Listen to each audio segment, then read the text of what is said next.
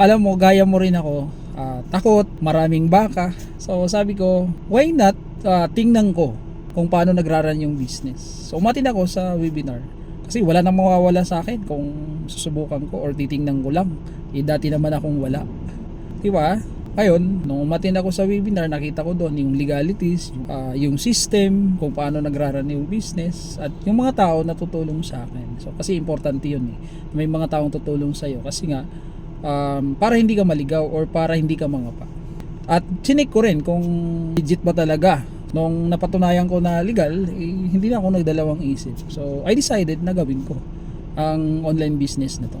So buti na lang talaga nag-decide ako. At ngayon isa ako sa mga millionaires club ng buong company. Ayan, nagdadrive ng sariling auto. So kung nakatulong sa akin, pwede rin makatulong sa iyo.